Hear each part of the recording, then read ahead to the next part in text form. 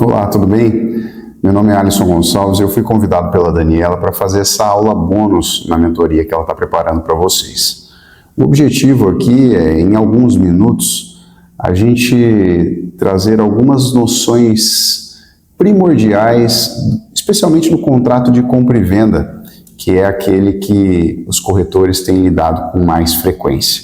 Tá? Então, o nosso objetivo aqui hoje é trazer algumas noções básicas de direito, sejam relacionadas aos negócios jurídicos, uma compra e uma venda, seja para a proteção do corretor de imóveis da sua profissão. Eu atuo na área negocial, voltada a assessorar empresas e empresários, de modo geral, a celebrar uma gama diversa de negócios.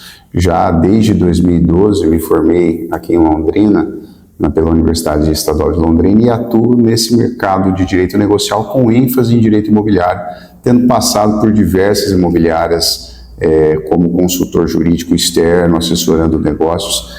Já assessoramos aí mais de 500 milhões de reais em volumes financeiros e tenho essa parceria com a Daniela já há mais de 10 anos. Então, o nosso foco aqui sempre foi zelar pela segurança jurídica em diversos tipos de contratos, e especialmente aqui o contrato de compra e venda de imóvel de alto padrão. Nosso objetivo com essa aula bônus seria compreender aqui os principais cuidados jurídicos desses contratos que o corretor tem que ter, né, e assessorar o seu cliente, como proteger o seu cliente, porque isso é um incremento aqui na sua atividade como corretor, e muito importante dar essa segurança para o seu cliente, e aprender aqui o básico que um corretor precisa saber para poder fazer uma intermediação de uma maneira correta, de uma maneira ética, né? Não basta só entender de negócio, tem que entender também um pouco de direito imobiliário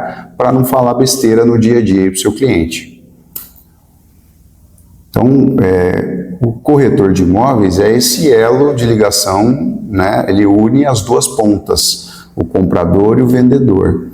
E ele acaba sendo uma pessoa que tem que adotar uma postura de imparcialidade, protegendo tanto os interesses do comprador quanto do vendedor. Essa é a postura ética esperada de um corretor de imóveis, né? A gente sabe aqui que existe sempre aquela ânsia por receber a comissão, e a comissão, no caso do corretor, só vem quando ele efetivamente fecha o negócio, quando assina o negócio, tudo dá certo.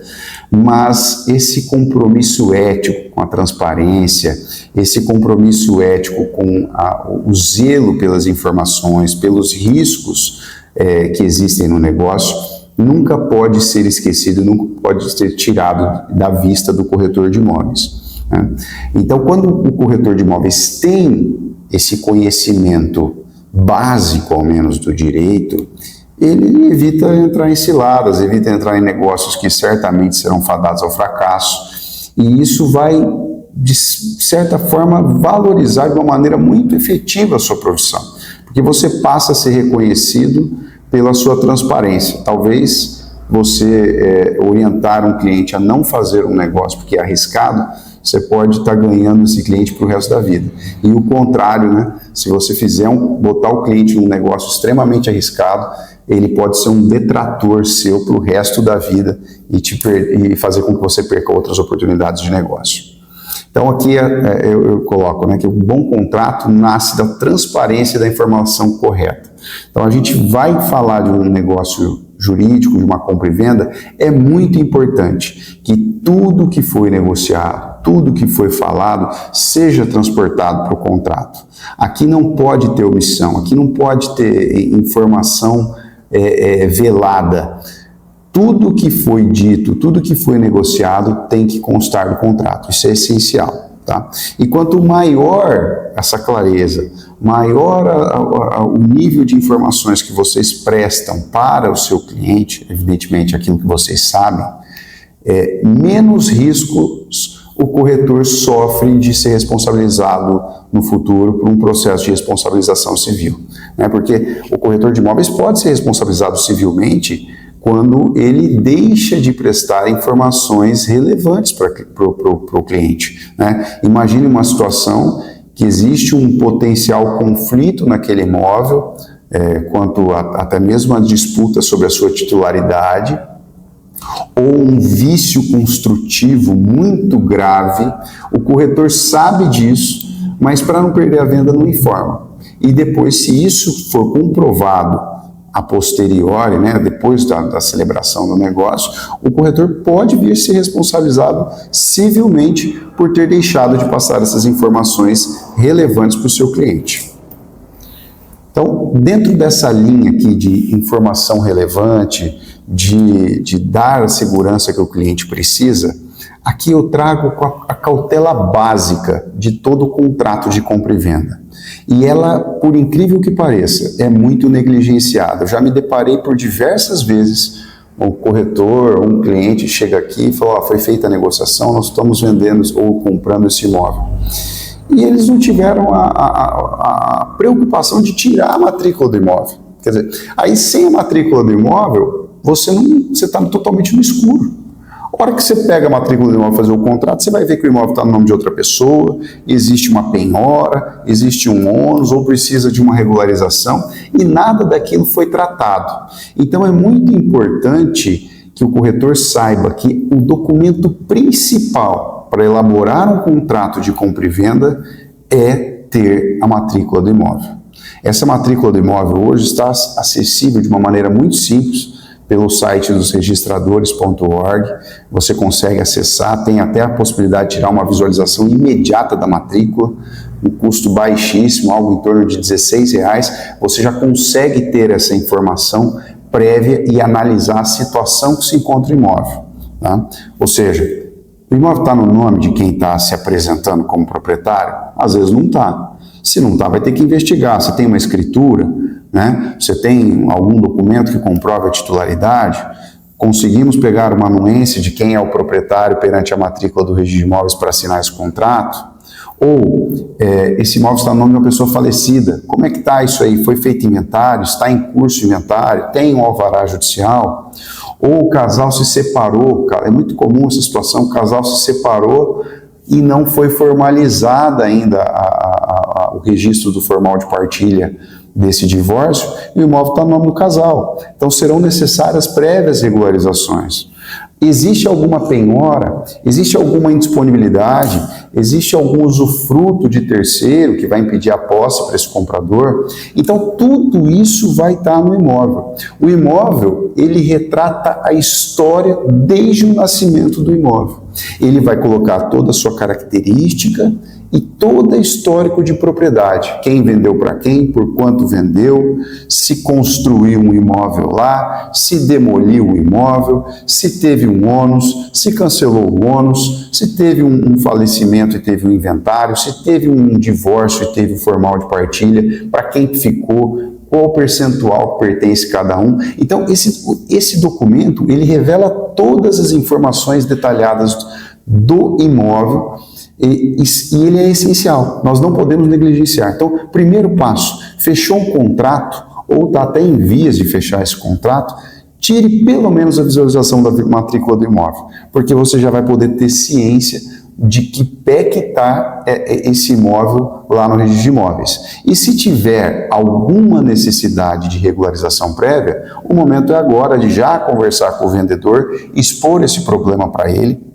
que ou ele omite intencionalmente, ou ele até desconhece, e aí, nesse momento, já se pode começar a quebrar essas objeções por meio de cláusulas contratuais para proteger e assegurar que esses impeditivos para a venda sejam sanados anteriormente à assinatura de uma escritura ali no futuro. Então, essa cautela é essencial. Não se esqueça, matrícula do imóvel. Vou falar aqui também sobre um tema muito polêmico, que é a fraude à execução. O que é a fraude à execução? A fraude à execução, ela está tratada no Código de Processo Civil brasileiro e estabelece a possibilidade de o vendedor do imóvel que possuía dívidas vender esse imóvel para uma pessoa e a justiça reconhecer que essa venda foi ineficaz, porque ela gerou uma fraude. O vendedor vendeu o bem, se desfez de um patrimônio para não pagar uma dívida que estava na justiça. Isso é chamado de fraude e execução. O que nós temos hoje no direito brasileiro, né? Antigamente havia uma demanda muito grande por certidões e a gente nota que o Poder Legislativo e o Judiciário têm andado no sentido de dar mais segurança para o comprador de boa-fé. Isso estabiliza as relações, isso dá mais segurança para o mercado imobiliário se tornar essa atividade cada vez mais pujante, mas ela precisa de cuidados. Então eu trago aqui, por exemplo, existe a súmula 375 do Superior Tribunal de Justiça, que diz que o reconhecimento da fraude depende da penhora registrada na matrícula, daí a importância de verificar a matrícula, ou da prova da má-fé do terceiro adquirente. Provar a má-fé é sempre algo muito complicado. Então, a matrícula, como sendo um documento público, vai ostentar ali o que existe de ônus de riscos no imóvel. A Lei 13.097 de 2015, que a gente chama aqui de Lei de Concentração dos Atos na Matrícula, no seu artigo 54, também disse que esses negócios jurídicos de venda, por exemplo, eles são eficazes nas hipóteses que não tenham sido registradas ou averbadas no imóvel as seguintes informações. Aí são o registro de processos, a averbação administrativa de uma restrição, a averbação de uma decisão judicial da existência de um outro processo. Enfim, o que a lei quer conferir aqui? A segurança para o comprador de que, se não houver um registro na matrícula da existência de um outro processo, da existência de uma dívida, este comprador compra de boa-fé e essa compra ela é eficaz, não pode ser julgada de forma ineficaz pelo Poder Judiciário. Qual que é o problema disso? Tá? Nós temos aqui primeiro duas situações. O Código de Processo Civil, ele ainda tem uma regra no sentido de que diz o seguinte, que a alienação ou a oneração do bem é considerada fraude e execução quando, ao tempo da alienação, tramitava contra o devedor a ação capaz de reduzi-lo à insolvência. Ou seja, tramitava contra ele uma ação que deixaria ele falido, sem condições de pagar a dívida. Essa lei, o Código de Processo Civil atual, ele acabou sendo aprovado posterior àquela outra lei que eu citei no slide anterior.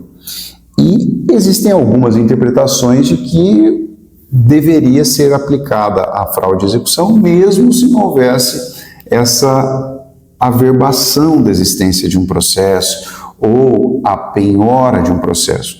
Então isso gera um pouco de instabilidade. Essa corrente ainda é minoritária, mas a gente precisa tomar cuidado, daí a importância das certidões. Um outro detalhe importante que não pode ser esquecido é que a fraude e execução ela é um instituto do processo civil. E toda essa construção, todas essas normas que eu expliquei para vocês estão relacionadas ao processo civil. Só que existem exceções. E, por exemplo, a dívida tributária, ela é regida pelo Código Tributário Nacional. E o Código Tributário Nacional traz um outro conceito de fraude e execução. O seu artigo 185 dispõe o seguinte: presume-se fraudulenta a alienação ou oneração de bens ou rendas, ou seu começo, por sujeito passivo, ou seja, por contribuinte aqui, pelo devedor, em débito com a fazenda pública, por crédito tributário regularmente inscrito em dívida ativa. Olha o problema. Quando a gente fala de um crédito tributário regularmente inscrito em dívida ativa, eu estou falando que é uma dívida que o sujeito possui com o fisco, e aqui o fisco, o Código Tributário Nacional se aplica para municípios, se aplica para estados, se aplica para União, ou seja, Receita Federal, Receita Estadual e as prefeituras. Basta que haja a inscrição em dívida ativa. Pode ser que nem exista um processo, pode ser que nem exista uma execução fiscal. E como que a gente sabe se existe uma dívida inscrita, uma dívida tributária inscrita? A gente tem que tirar as certidões tributárias. Então, as certidões tributárias não do imóvel, não aquela só do IPTU, que ela é relevante, mas você precisa tirar as certidões tributárias dos vendedores. Ou seja, possuem débitos tributários perante o município, possuem débitos tributários perante o Estado, possuem débitos tributários perante a Receita Federal. É muito importante tirar todas essas certidões, focando sempre no domicílio do vendedor, que é onde ele costuma ter negócios. Então, tirar essas certidões ali, se ele mora em Londrina, certidão da Prefeitura de Londrina, do Estado do Paraná e da Receita Federal. Se ele mora em São Paulo, município de São Paulo, Estado de São Paulo, Receita Federal. E também da situação do imóvel, né? Então, o cara mora em São Paulo, mas o imóvel é de Minas Gerais. Então, vai tirar as certidões de Minas e também tira as certidões de São Paulo. Com isso, o nível de proteção se eleva de uma maneira muito acentuada. Então, atenção, hoje em dia é preciso olhar a matrícula, é essencial, se não está lá não tem risco, não é bem assim. Dívida tributária não se aplica essa regra e é importante fazer essa investigação prévia, né? Aqui a gente traz alguns cuidados necessários, que são essas certidões, né? As certidões civis do Fórum do Cartório do Distribuidor, para verificar se existem processos, as certidões trabalhistas, né, que a gente consegue tirar hoje em nível estadual também, as ações trabalhistas existentes, e também a gente consegue tirar uma CNDT, que é já quando há um débito trabalhista contra essa pessoa, e as certidões fiscais que eu já expliquei, tá? Essas certidões hoje, na maioria das vezes, a gente consegue tirar de forma online, e quem quiser depois entrar em contato comigo, eu posso auxiliar com a divulgação desses links necessários aí para o seu estado, para dizer onde tirar as certidões que são necessárias, tá?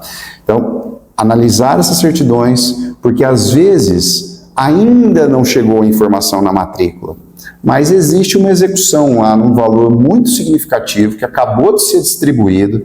Nesse ínterim que vocês estão negociando aqui, o credor no processo vai lá e pede uma averbação no processo e caiu o negócio por terra. Então é importante que essas certidões mostram um retrato de situações que ainda podem aparecer na matrícula e talvez por uma questão de tempo não apareceram. Reforço, volta a olhar a matrícula para verificar se tem essa cautela básica. Eu expliquei sobre a questão da matrícula online e da que pode ser tirada imediatamente, tem um custo muito baixo, mas atenção, ela não tem valor de certidão. Quando a gente tira a matrícula do imóvel lá no site do Registradores, essa matrícula online mostra a situação do imóvel, como ele se encontra naquele dia, mas só a certidão vai te dar uma segurança maior. Por quê? Porque a certidão atesta se existe algum registro naquela matrícula pendente de ser feito. Porque o que acontece? Imagina, quando você tira a visualização da matrícula, aparece o que está lá. Mas pode ser que no dia anterior, ou 15 dias, ou 30 dias anteriores a essa visualização da matrícula, alguém deu entrada num pedido de averbação, de uma indisponibilidade, ou de uma averbação que pode, ou de uma penhora. Então, quando a gente tira a certidão, o cartório fala o seguinte: olha, essa é a situação do imóvel, mas existe tramitando aqui uma averbação ou um registro de uma penhora, por exemplo. Então, a certidão, a matrícula online ajuda de imediato, porque ela sai na hora para você ter uma noção do imóvel, mas não negligencia a necessidade de tirar a matrícula com teor de certidão, né, com força de certidão lá. Ela demora um pouquinho mais, mas hoje também tem saído em torno de um dia útil. E, por fim, né, aquela máxima dos nossos avós: não existe negócio bom com gente ruim, né? E não existe negócio ruim com gente boa. Então, dentro do trabalho do corretor, buscar saber sobre a idoneidade com quem você está negociando é muito bom, né? Porque às vezes a pessoa não tem problemas na justiça, o imóvel está desonerado, mas ele habitualmente não cumpre com com os pactos que ele faz. Ele tem sempre uma postura muito ruim comercialmente. Então, pessoas de má índole costumam dar trabalho em negócios, especialmente depois da assinatura do negócio. Então tome muito cuidado, investigue com quem você está negociando, busque falar com pessoas que negociaram com essas pessoas para entender se de fato você está lidando com gente boa ou com gente ruim. Uma outra dúvida muito comum que os corretores têm é sobre a diferença entre o compromisso de compra e venda e o contrato de compra e venda, né? É a mesma coisa? Não, não é, tá? O contrato de compra e venda, pela lei, é o documento que transfere a propriedade, né? E o Código Civil estabelece que a partir de determinado valor, que é um valor sempre muito baixo, já teria que ser obrigatório o uso da escritura pública, né? Que é aquela feita no tabelionato. Então, é uma escritura pública, é a forma, mas o nome daquele documento que assina é um contrato de compra e venda que é levado a registro e transfere a propriedade. Existem documentos alternativos que não são a escritura pública que também transferem a propriedade. Por exemplo, o contrato de financiamento imobiliário, que ele tem essa natureza de escritura pública, o contrato de consórcio, que também ostenta essa condição de escritura pública, e esses documentos são assinados e registrados no cartório de imóveis e transferem a propriedade. Mas por que falar, então, em compromisso de compra e venda? Como eu expliquei, eu diria que em 98% das negociações que eu assessorei, nós tivemos que fazer um compromisso de compra e venda, porque sempre há alguma pendência. Pode ser que o imóvel não esteja ainda em nome da pessoa que vende, né? Ela tem escritura e não registrou e precisa registrar, ou tem uma pendência de falecimento, de divórcio, ou tem uma pendência, por exemplo, de um imóvel que está em nome de uma pessoa jurídica e aquela venda depende de uma autorização formal de um determinado quórum da sociedade. Pode ser que seja necessário baixar um gravame, né? Existe uma penhora, existe um financiamento no imóvel e precisa baixar isso para poder vender para uma outra pessoa. Pode ser que ainda seja necessário aprovar um financiamento imobiliário para o comprador poder fazer uso do recurso ou, né, contemplar aí aprovar o uso de uma carta de crédito de consórcio. Então, sempre que existem pendências anteriores necessárias à regularização, às vezes precisa verbar o imóvel, é recomendável que se faça o compromisso de compra e venda, porque o compromisso de compra e venda vai colocar ali no contrato todas as regras, todas as condições precedentes à conclusão do negócio. Ou seja, tudo aquilo que precisa ser resolvido antes de se transferir efetivamente a propriedade. Às vezes tem um contrato de financiamento, eu preciso pagar um valor e só depois que pagar esse valor nós vamos assinar o contrato de compra e venda, o contrato de financiamento definitivo e dando quitação para poder fazer a transmissão da propriedade. Então essa é a distinção. Um compromisso de compra e venda vai acabar sendo o documento mais utilizado por vocês no dia a dia, porque vocês vão ver que 98% dos casos existe a necessidade de se regularizar esse imóvel. Cautelas para o corretor de imóveis, né? E aqui eu estou falando especificamente quanto à comissão, né?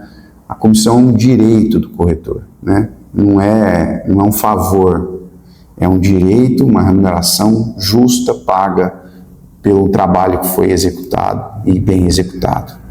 Então, primeira situação que o contador tem que observar para assegurar o recebimento da sua comissão. Exige a assinatura da opção de venda, né? É muito importante. Tenha uma opção de venda bem elaborada, que estabeleça condição de pagamento, que estabeleça o valor da comissão percentual, em quais situações essa comissão seria devida.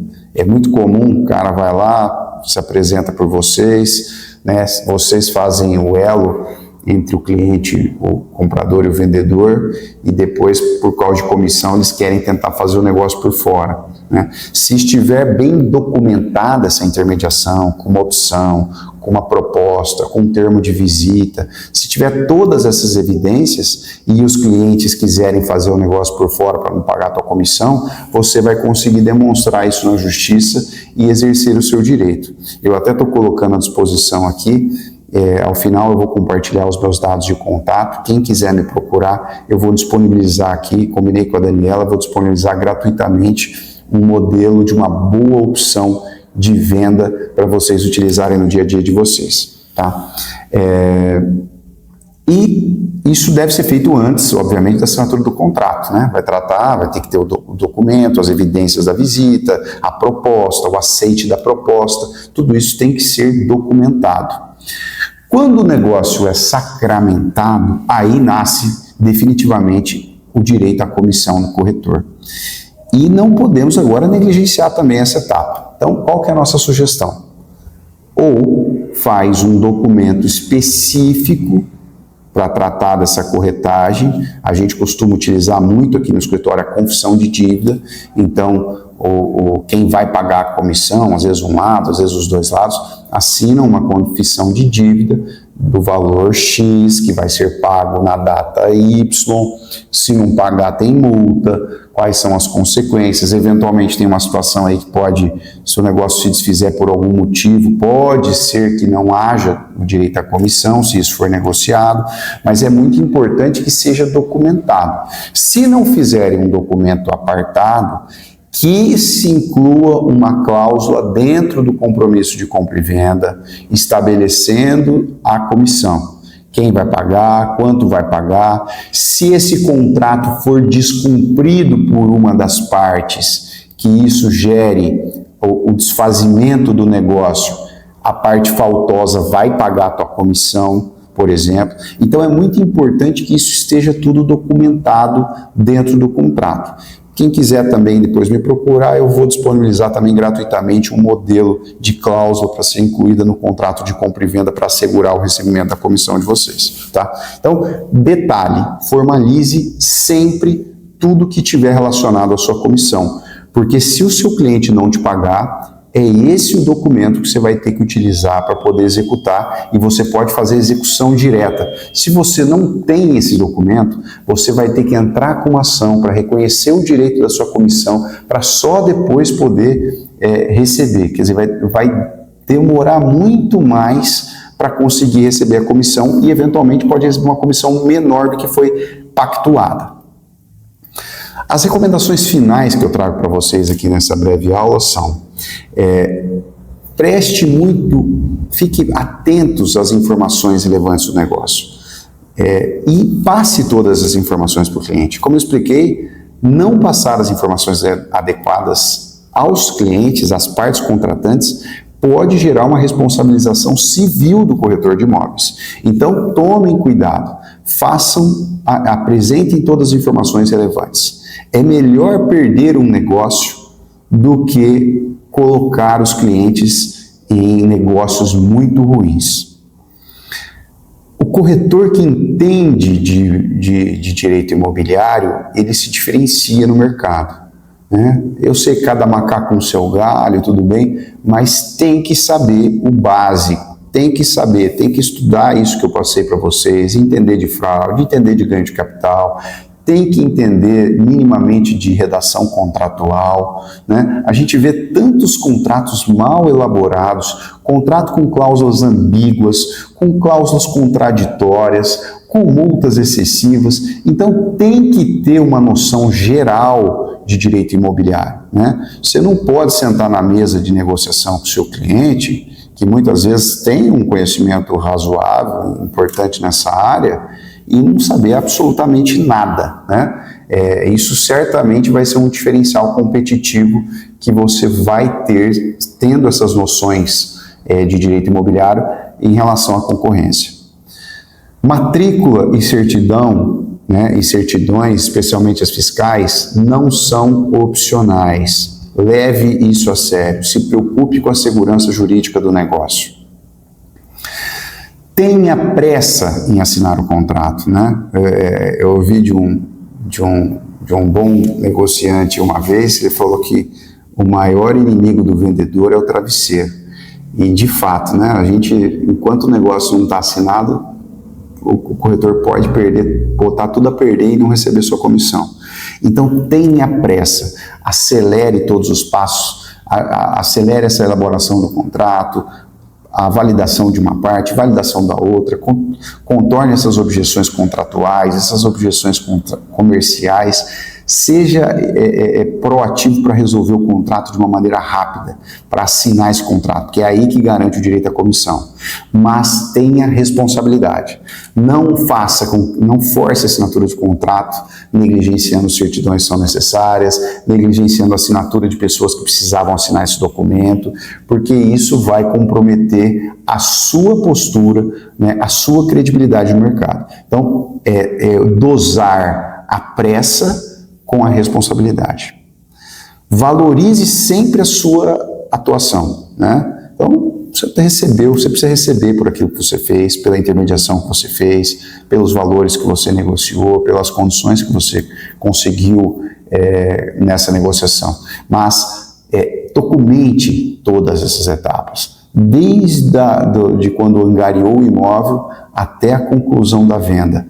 Todas essas etapas precisam ser documentadas para assegurar a você o direito de receber sua comissão, que é a sua justa remuneração por todo o trabalho que foi desenvolvido. E a gente sabe que é um trabalho penoso, né? Às vezes você participa de 10, de 20, de 30 negociações e o negócio não se concretiza por um pequeno detalhe. Então, naquele que saiu, a gente não pode abrir mão da nossa comissão de jeito nenhum. E, por fim, assim, envolva sempre um advogado quando necessário.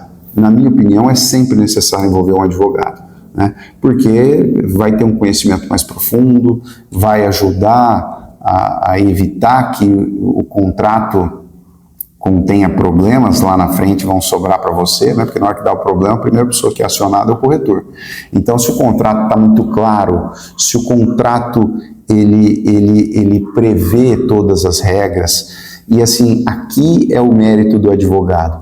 O advogado, ele trabalha no seu dia a dia com o exercício de futurologia, todo dia, né? Então, todo dia que eu vou fazer um contrato, a minha grande missão é perguntar para mim mesmo: e se isso não der certo?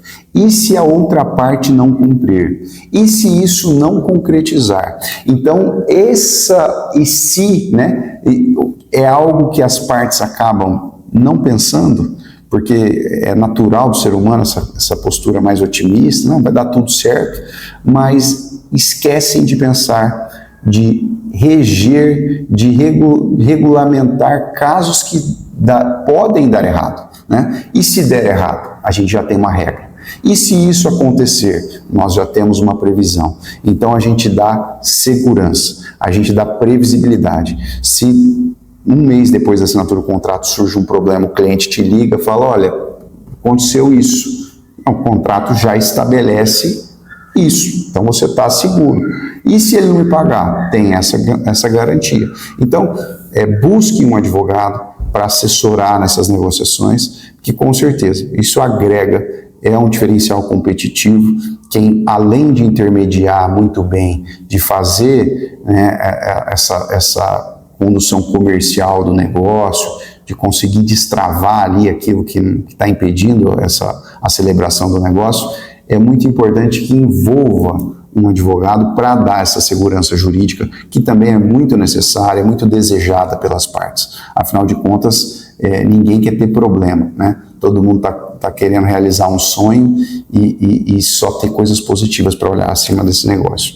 Enfim, eu fiz essa breve exposição para vocês. O meu objetivo realmente era apresentar alguns aspectos gerais, né, uma pincelada sobre aquilo tudo que eu entendo que é o básico que um corretor de imóveis precisa saber, né? Nós temos várias outras temáticas que a gente poderia falar, de imóveis de incorporação imobiliária, de locação imobiliária, enfim, mas eu fico à disposição de vocês. Eu estou deixando aqui no Instagram, site do escritório, meu e-mail pessoal, meu WhatsApp pessoal também no link do QR Code. Você pode entrar em contato, vou fornecer aí para quem entrar em contato comigo esses documentos que eu prometi, né, para vocês assegurarem o recebimento da comissão. E se precisar de qualquer ajuda, conte comigo, eu estarei à disposição para estar do seu lado na realização de algum negócio e para tirar qualquer dúvida. Muito obrigado.